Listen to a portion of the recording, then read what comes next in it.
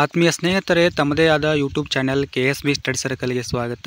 ಇವತ್ತು ಈ ಒಂದು ವಿಡಿಯೋದಲ್ಲಿ 10ನೇ ತರಗತಿ ಸಮಾಜ ವಿಜ್ಞಾನ ವಿಷಯಕ್ಕೆ ಸಂಬಂಧಪಟ್ಟಂತೆ ರೂಪಣಾತ್ಮಕ ಮೌಲ್ಯಮಾಪನ 1 ಸಾಧನಾ ಪರೀಕ್ಷೆ 1. ಸೊ ಈ ಒಂದು ರೂಪಣಾತ್ಮಕ ಮೌಲ್ಯಮಾಪನವನ್ನು ಪರೀಕ್ಷೆಯನ್ನು ಈ ಒಂದು ವಿಡಿಯೋದಲ್ಲಿ ನೋಡ್ತಾ ಹೋಗೋಣ. ಅದಕ್ಕೆ ಮುಂಚೆ ನೀವಿನ್ನೂ ನಮ್ಮ ಚಾನಲ್ ಸಬ್ಸ್ಕ್ರೈಬ್ ಮಾಡಿಲ್ಲ ಅಂತಂದರೆ ದಯವಿಟ್ಟು ಸಬ್ಸ್ಕ್ರೈಬ್ ಮಾಡಿಕೊಳ್ಳಿ ಅಂತ ಹೇಳ್ತಾ ಬನ್ನಿ ವಿಡಿಯೋನ ಸ್ಟಾರ್ಟ್ ಮಾಡೋಣ. ಮುಖ್ಯ ಪ್ರಶ್ನೆ ಒಂದಿದೆ, ಸರಿಯಾದ ಉತ್ತರವನ್ನು ಆಯ್ದು ಬರೀಬೇಕಾಗಿರ್ತದೆ. ಮೊದಲೇ ಪ್ರಶ್ನೆ ಏನಂತಂದ್ರೆ, ನೀಲಿ ನೀರಿನ ನೀತಿಯನ್ನು ಜಾರಿಗೆ ತಂದವರು. ಯಾರು ಜಾರಿಗೆ ತರ್ತಾರೆ ಅಂತಂದ್ರೆ ಫ್ರಾನ್ಸಿಸ್ಕೋ ಡಿ ಅಲ್ಮೆಡೆ. ಈತ ಏನು ಮಾಡ್ತಾನೆ ಅಂತಂದ್ರೆ ಪೋರ್ಚುಗೀಸ್ ವೈಸ್ರಾಯ್ ಏನು ಮಾಡ್ತಾನೆ ಅಂತಂದ್ರೆ ಈ ಒಂದು ನೀತಿಯನ್ನು ಇಲ್ಲಿ ಜಾರಿಗೆ ತರ್ತಾನೆ ಅಂತೇಳಿ ನೋಡ್ತೀವಿ. ನೆಕ್ಸ್ಟ್ ಎರಡನೇ ಪ್ರಶ್ನೆ, ಬೇಸಿಗೆಯಲ್ಲಿ ಉತ್ತರ ಭಾರತವು ಹೆಚ್ಚು ಉಷ್ಣಾಂಶದಿಂದ ಕೂಡಿರುತ್ತದೆ ಏಕೆ? ಇಲ್ಲಿ ಏಕೆ ತಂದಾಗ ಸಮುದ್ರದಿಂದ ಏನೈತಂದ್ರೆ ತುಂಬ ದೂರದಲ್ಲಿದೆ. ಆ ಒಂದು ಕಾರಣಕ್ಕಾಗಿ ಉತ್ತರ ಭಾರತ ಏನಪ್ಪ ಅಂತಂದ್ರೆ ಹೆಚ್ಚು ಉಷ್ಣಾಂಶದಿಂದ ಕೂಡಿರ್ತದೆ.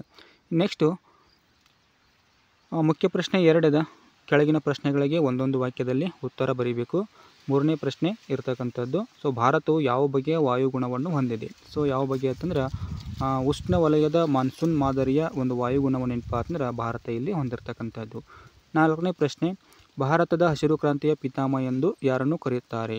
ಯಾರನ್ನು ಕರೀತಾರೆ ಅಂತಂದ್ರೆ ಡಾಕ್ಟರ್ MS ಸ್ವಾಮಿನಾಥನ್ ರವರನ್ನು ಏನಂತೇಳಿ ಕರೀತಾರೆ ಅಂತಂದ್ರೆ ಹಸಿರು ಕ್ರಾಂತಿ ಪಿತಾಮಹ ಅಂತೇಳಿ ಕರೀತಾರೆ.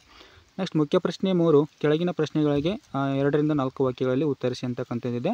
5ನೇ ಪ್ರಶ್ನೆ ಏನಂತಂದ್ರೆ ಬ್ಯಾಂಕಿನ ಕಾರ್ಯಗಳೇನು ಅಂತಕ್ಕಂಥ ಪ್ರಶ್ನೆ ಇದೆ. ಬ್ಯಾಂಕಿನ ಒಂದು ಕಾರ್ಯಗಳು ಯಾವತ್ತಂದ್ರೆ ಮೊದಲೇದಾಗಿ ಠೇವಣಿಗಳನ್ನು ಇಲ್ಲಿ ಅಂಗೀಕರಿಸ್ತದೆ, ಆಮೇಲೆ ಸಾಲಗಳನ್ನು ಕೊಡ್ತದೆ, ಆಮೇಲೆ ಹಣವನ್ನು ವರ್ಗಾಯಿಸುವುದು, ಹಣ ವಸೂಲಿ ಮಾಡುವುದು, ಆಮೇಲೆ ಹುಂಡಿಗಳನ್ನು ಸೋಡಿ ಮಾಡುವುದು, ಭದ್ರತಾ ಕಪಾಟನ್ನು ಕೊಡ್ತದೆ, ಆಮೇಲೆ ವಿದೇಶಿ ವಿನಿಮಯ ಅಂತಕ್ಕಂಥದ್ದು ಕೂಡ ಇಲ್ಲಿ ಕಾರ್ಯವನ್ನು ನಿರ್ವಹಿಸ್ತದೆ. ಅದೇ ರೀತಿ ಲಾಸ್ಟ್ ಒನ್ ಯಾವುದಂತಂದ್ರೆ ಸಾಲ ಪತ್ರಗಳನ್ನು ಮತ್ತು ಜವಾಬ್ದಾರಿ ಪತ್ರಗಳನ್ನು ಕೂಡ ಏನು ಮಾಡ್ತದೆ ಅಂದರೆ ಇಲ್ಲಿ ಬ್ಯಾಂಕು ಕೊಡ್ತದೆ. ಇದಿಷ್ಟು ಏನಂತಂದ್ರೆ ಬ್ಯಾಂಕಿನ ಕಾರ್ಯಗಳಂತೇಳಿ ಆನ್ಸರ್ ಬರೀಬೇಕು. ನೆಕ್ಸ್ಟು 6ನೇ ಪ್ರಶ್ನೆ, ಬಕ್ಸಾರ್ ಕದನವು ಬ್ರಿಟಿಷರಿಗೆ ಅನೇಕ ಸೌಲಭ್ಯಗಳನ್ನು ಪಡೆಯಲು ಸಹಾಯ ಮಾಡಿತು, ಸ್ಪಷ್ಟೀಕರಿಸಿ. ಇಲ್ಲಿ ಅನೇಕ ಸಹಾಯಗಳನ್ನು ಇಲ್ಲಿ ಪಡೆದುಕೊಳ್ಳೋಕೆ ಏನಂತಂದ್ರೆ ಈ ಬಕ್ಸಾರ್ ಕದನ ಸಹಾಯಕ್ಕೆ ಬರ್ತದೆ. ಇಲ್ಲಿ ಮುಖ್ಯವಾಗಿ ಏನಂತಂದ್ರೆ ಕಂಪ್ನಿಗೆ ಬಂಗಾಳದ ಮೇಲಿನ ದಿವಾನಿ ಹಕ್ಕನ್ನು 2ನೇ ಶಾ ಆಲಂ ಏನು ಮಾಡ್ತಾನೆ ಅಂತಂದ್ರೆ ನೀಡ್ತಾನೆ. ಇನ್ನು 2ನೇ ಶಾ ಆಲಂ ಏನಪ್ಪ ಅಂದ್ರೆ ಇಲ್ಲಿ ಬಂಗಾಳದ ಮೇಲಿನ ಒಂದು ಹಕ್ಕನ್ನು ಏನು ಮಾಡ್ತಾನೆ ಅಂತಂದ್ರೆ ಸಂಪೂರ್ಣವಾಗಿ ಬ್ರಿಟಿಷರಿಗೆ ಬಿಟ್ಟು ಕೊಡ್ತಾನೆ. ಇನ್ನು ಔಧದ ನವಾಬನಾಗಿರ್ತಕ್ಕಂಥ ಶೂಜ್ ಉದ್ದೌಲ ಏನಪ್ಪ ಅಂದ್ರೆ 50 ಲಕ್ಷ ಇಲ್ಲಿ ರೂಪಾಯಿ ಏನಪ್ಪ ಅಂದ್ರೆ ಯುದ್ಧ ಪರಿಹಾರವಾಗಿ ಕೊಡ್ತಾನೆ. ಇನ್ನು ಬಂಗಾಳದ ಒಂದು ಆಡಳಿತ ಏನಪ್ಪ ಅಂದ್ರೆ ಸಂಪೂರ್ಣವಾಗಿ ಕಂಪನಿಗೆ ಏನಾಗ್ತೈತೆ ಅಂದರೆ ಇಲ್ಲಿ ಹೋಗ್ತದೆ. ಇನ್ನು ಬಕ್ಸರ್ ಕದನ ಏನಪ್ಪ ಅಂದ್ರೆ ಇಲ್ಲಿ ಬ್ರಿಟಿಷರು ಬಂಗಾಳ, ಬಿಹಾರ, ಒರಿಸ್ಸಾ ಇಲ್ಲಿ ಈ ಒಂದು ಪ್ರಾಂತ್ಯಗಳು ಏನಂತಂದ್ರೆ ನಿಜವಾದ ಒಡೆಯರು ಅಂತೇಳಿ ಇಲ್ಲಿ ಅಂತೇಳಿ ಏನಾಗ್ತೈತಪ್ಪ ಅಂದ್ರೆ ದೃಢೀಕರಿಸ್ತದೆ.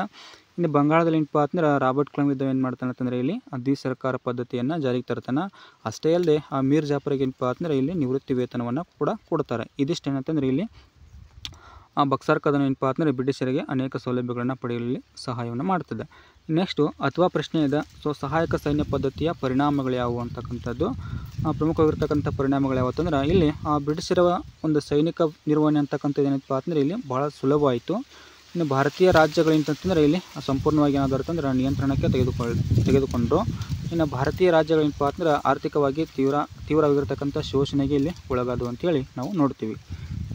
ಇದಿಷ್ಟು ಏನಂತಂದ್ರೆ ಸಹಾಯಕ ಸೈನ್ಯ ಪದ್ಧತಿಯ ಒಂದು ಪರಿಣಾಮಗಳಂತೇಳಿ ನೋಡ್ತೀವಿ. ಇನ್ನು ಮುಖ್ಯ ಪ್ರಶ್ನೆ 4 ಇರತಕ್ಕಂಥದ್ದು, ಕೆಳಗಿನ ಪ್ರಶ್ನೆಗಳಿಗೆ 5 ರಿಂದ 6 ವಾಕ್ಯದಲ್ಲಿ ಉತ್ತರಿಸಿ ಅಂತಕ್ಕಂಥದ್ದಿದೆ.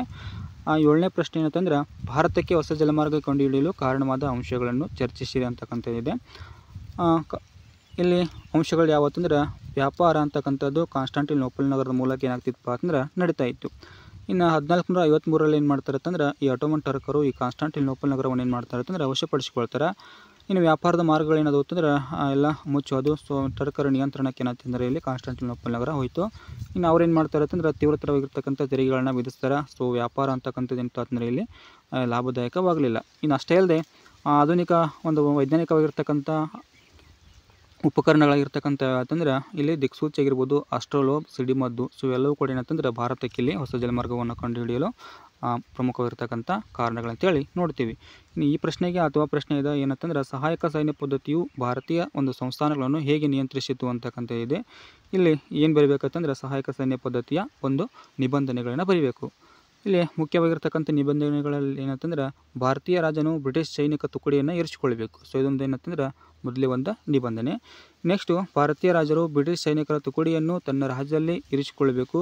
ಸೊ ಅದರದ್ದು ಒಂದು ವೇತನ ಆಗಿರ್ಬೋದು, ನಿರ್ವಹಣೆ ಆಗಿರ್ಬೋದು, ಸೊ ಎಲ್ಲವನ್ನ ಏನಪ್ಪ ಅಂತಂದ್ರೆ ಸಂಬಂಧಪಟ್ಟಿರ್ತಕ್ಕಂಥ ರಾಜ್ಯವೇನೇನು ಮಾಡಬೇಕು ಅಂತಂದ್ರೆ ಇಲ್ಲಿ ನಿರ್ವಹಿಸಬೇಕು.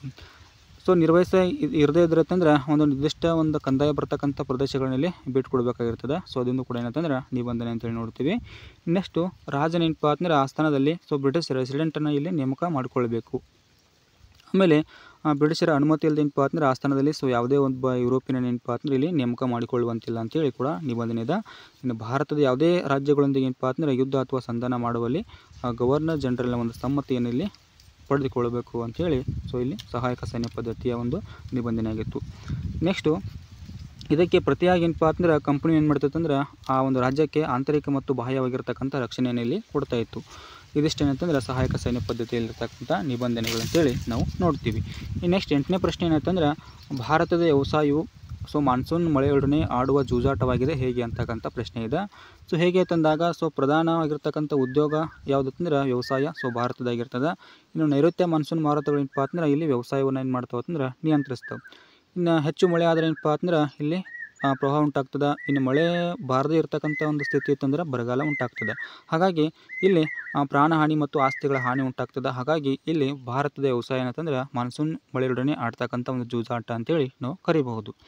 ಇನ್ನು ಮುಖ್ಯ ಪ್ರಶ್ನೆ 5 ಏನಂತಂದ್ರೆ ಕೆಳಗಿನ ಪ್ರಶ್ನೆಗಳಿಗೆ 8ರಿಂದ ವಾಕ್ಯಗಳಲ್ಲಿ ಉತ್ತರಿಸಿ ಅಂತಕ್ಕಂಥದ್ದು. 9ನೇ ಪ್ರಶ್ನೆ ಏನಂತಂದ್ರೆ ಸಾರ್ವಜನಿಕ ಆಡಳಿತವು ವ್ಯಕ್ತಿಯ ಹುಟ್ಟಿನಿಂದ ಮರಣದವರೆಗೆ ವ್ಯಾಪಕವಾಗಿ ಕಾರ್ಯನಿರ್ವಹಿಸುತ್ತದೆ, ವಿವರಿಸಿ ಅಂತಕ್ಕಂಥದ್ದಿದೆ. ಸೊ ಹೇಗೆ ಅಂತಂದಾಗ ಸಾರ್ವಜನಿಕ ಆಡಳಿತ ವ್ಯವಸ್ಥೆ ಏನಪ್ಪ ಅಂತಂದ್ರೆ ವ್ಯಕ್ತಿಯ ಅಗತ್ಯವಾದ ಸೇವೆಗಳನ್ನ ಏನು ಮಾಡ್ತದೆ ಅಂದರೆ ಇಲ್ಲಿ ಒದಗಿಸ್ತದೆ. ಅಷ್ಟೇ ಅಲ್ಲದೆ ಶಾಂತಿ ಮತ್ತು ಸುವ್ಯವಸ್ಥತೆಯನ್ನು ಇಲ್ಲಿ ಕೂಡ ಕಾಪಾಡ್ತದೆ. ಸೊ ಜನರ ಪ್ರಾಣ ಮತ್ತು ಆಸ್ತಿಯ ಒಂದು ರಕ್ಷಣೆಯನ್ನು ಕೂಡ ಮಾಡ್ತದೆ. ಅಷ್ಟೇ ಅಲ್ಲದೆ ನ್ಯಾಯವನ್ನು ಕೂಡ ಏನು ಮಾಡ್ತದೆ ಅಂದರೆ ಇಲ್ಲಿ ಒದಗಿಸ್ತದೆ, ಶಿಕ್ಷಣವನ್ನು ಕೊಡ್ತದೆ, ಆಮೇಲೆ ಉದ್ಯೋಗ ಅವಕಾಶವನ್ನು ಕೂಡ ಇಲ್ಲಿ ಕಲ್ಪಿಸಿಕೊಡ್ತದೆ. ಇನ್ನು ಅವಶ್ಯಕ ವಸ್ತುಗಳ ಒಂದು ಪೂರೈಕೆಯನ್ನು ಕೂಡ ಯಾವ್ದು ಮಾಡ್ತದೆ ಅಂದರೆ ಸಾರ್ವಜನಿಕ ಆಡಳಿತ ಅಂತಕ್ಕಂಥದ್ದು ಮಾಡ್ತದೆ. ಸೊ ಒಟ್ಟಾರೆಯಾಗಿ ದೇಶದ ರಕ್ಷಣೆ ಮಾಡ್ತದೆ, ಆರ್ಥಿಕ ಸಮಾನತೆಯನ್ನು ಏನು ಮಾಡೋದಪ್ಪ ಅಂತಂದ್ರೆ ಒದಗಿಸಲು ಅನೇಕ ಸೇವೆಗಳನ್ನು ಏನು ಮಾಡೋದು ಅಂದರೆ ಇಲ್ಲಿ ಕೊಡ್ತದೆ ಅಂತೇಳಿ ನಾವು ನೋಡ್ಬೋದು. ಇನ್ನು ಈ ಪ್ರಶ್ನೆಗೆ ಅಥವಾ ಪ್ರಶ್ನೆ ಇರತಕ್ಕಂಥದ್ದು ಏನಂತಂದ್ರೆ ಪ್ರತ್ಯಕ್ಷ ಹಾಗೂ ಪರೋಕ್ಷ ನೇಮಕಾತಿಗಳ ಒಂದು ವ್ಯತ್ಯಾಸವನ್ನು ಕೇಳಿದ್ದಾರೆ. ಸೊ ಮೊದಲೇದಾಗಿ ಪ್ರತ್ಯಕ್ಷ ನೇಮಕಾತಿ ಅಂತಕ್ಕಂಥದ್ದು ನೋಡೋಣ. ಸೊ ಇಲ್ಲಿ ಪ್ರತ್ಯಕ್ಷ ನೇಮಕಾತಿಯನ್ನು ಇನ್ನೊಂದು ಹೆಸರಲ್ಲಿ ಕರಿತೀವಿ, ಅದು ಯಾವುದಂದ್ರೆ ನೇರ ನೇಮಕಾತಿ ಅಂತೇಳಿ ಕೂಡ ಕರಿತೀವಿ. ಇನ್ನು ಸ್ಪರ್ಧಾತ್ಮಕ ಪರೀಕ್ಷೆಗಳ ಮೂಲಕ ಏನಾಗ್ತಿತ್ತಪ್ಪ ಅಂದ್ರೆ ಇಲ್ಲಿ ಒಂದು ಪ್ರತ್ಯಕ್ಷ ನೇಮಕಾತಿ ಅಂತಕ್ಕಂಥದ್ದು ನಡೀತದೆ. ಇನ್ನು ಕೆಲವು ಸಾಮಾನ್ಯ ಮತ್ತು ವಿಶೇಷ ಅರ್ಹತೆಗಳು ಕೂಡ ಇಲ್ಲಿ ಪ್ರತ್ಯಕ್ಷ ನೇಮಕಾತಿಯಲ್ಲಿ ಬೇಕಾಗ್ತವೆ. ನಾವು ಉದಾಹರಣೆಗಾಗಿ ನೋಡೋದಾದ್ರೆ ನಾಗರಿಕ ಸೇವೆಗಳಂತೇಳಿ ಉದಾಹರಣೆಗಾಗಿ ನೋಡ್ಬೋದು. ಇನ್ನು ಪರೋಕ್ಷ ನೇಮಕಾತಿಯಲ್ಲಿ ಇದು ಏನಂತಂದ್ರೆ ಆಂತರಿಕವಾಗಿರ್ತಕ್ಕಂಥ ನೇಮಕಾತಿ ಅಂತೇಳಿ ಕೂಡ ಕರಿತೀವಿ. ಇನ್ನು ವಿದ್ಯಾರ್ಹತೆ ಮತ್ತು ಸೇವಾ ಹಿರಿತನದ ಏನು ಮಾಡ್ತಾರೆ ಅಂತಂದ್ರೆ ಸೇವೆಯ ಮೇಲೆ ಇಲ್ಲಿ ಮೇಲ್ದರ್ಜೆಯ ಒಂದು ಹುದ್ದೆಗೆ ಏನು ಮಾಡ್ತಾರೆ ಅಂತಂದ್ರೆ ಇಲ್ಲಿ ಪಡೆದುಕೊಳ್ತಾರೆ. ಇನ್ನು ಪದೋನ್ನತಿ ಮತ್ತು ಬಡ್ತಿಯ ವಿಧಾನ ಅಂತೇಳಿ ಕೂಡ ಏನು ಮಾಡ್ತೀವಿ ಅಂತಂದ್ರೆ ಈ ಒಂದು ಪರೋಕ್ಷ ನೇಮಕಾತಿಯನ್ನು ಕರಿತೀವಿ. ಇನ್ನು ಮುಖ್ಯ ಪ್ರಶ್ನೆ 6 10ನೇ ಪ್ರಶ್ನೆ ಭಾರತ ನಕ್ಷೆಯನ್ನು ಬರೆದು ಕೆಳಗಿನವುಗಳನ್ನು ಗುರುತಿಸಿ ಅಂತಕ್ಕಂಥದ್ದಿದೆ. ಗುರುತಿಸ್ಲಿಕ್ಕೆ ಏನಂತಂದ್ರೆ 2 ಸ್ಥಳಗಳನ್ನು ಕೊಟ್ಟಿದ್ದಾರೆ. ಸೊ ಅವು ಯಾವತ್ತಂದ್ರೆ 82 ಡಿಗ್ರಿ ಏನಂತಂದ್ರೆ ಪೂರ್ವ ರೇಖಾಂಶ, ಇನ್ನೊಂದು ಇಂದ್ರಾಕೋಲ್ ಅಂತಕ್ಕಂಥ 2 ಗುರುತಿಸ್ಲಿಕ್ಕೆ ಸ್ಥಳಗಳನ್ನು ಕೊಟ್ಟಿದ್ದಾರೆ. ಸೊ ಇಲ್ಲಿ ಆ ಮ್ಯಾಪ್ನಲ್ಲಿ ನೋಡ್ತಾ ಇದ್ದೀರಿ ನೀವು. ಸೊ ಏನಂತಂದ್ರೆ 82 ಪೂರ್ವ ರೇಖಾಂಶ. ಸೊ ಇಲ್ಲಿ ಆಲ್ರೆಡಿ ನಿಮಗೆ ಕೊಟ್ಟಿದ್ದು ನೋಡಿ 82 ಪೂರ್ವ ರೇಖಾಂಶ ಅಂತೇಳಿ ಈ ಭಾಗದಲ್ಲಿ ಬರ್ತದೆ. ಇನ್ನೊಂದು ಅಂಶ ಯಾವುದಂತಂದ್ರೆ ಇಂದ್ರಾಕೋಲ್ ಅಂತಕ್ಕಂಥ ಪ್ಲೇಸ್ ಇದೆ. ಸೊ ಇಲ್ಲಿ ಭಾರತದ ಉತ್ತರದ ತುತ್ತ ತುದಿ ಅಂತೇಳಿ ಕೂಡ ನಾವು ಕರಿಬೋದು ಇಂದ್ರಾಕೋಲ್ ಅಂತೇಳಿ. ಸೊ ಇದಿಷ್ಟೇನಂತಂದ್ರೆ ಇಲ್ಲಿ ನಿಮಗೆ ಇರ್ತಕ್ಕಂಥ ಒಂದು ಮೊದಲೇ ರೂಪಣಾತ್ಮಕ ಮೌಲ್ಯಮಾಪನ ಪರೀಕ್ಷೆ. ಇನ್ನು ಆದಷ್ಟು ಈ ಒಂದು ವಿಡಿಯೋನ ಶೇರ್ ಮಾಡಿ ಅಂತ ಹೇಳ್ತಾ ಇಲ್ಲಿ ಈ ಒಂದು ವಿಡಿಯೋನ ಮುಗಿಸ್ತಾ ಇದ್ದೀನಿ. Thank you.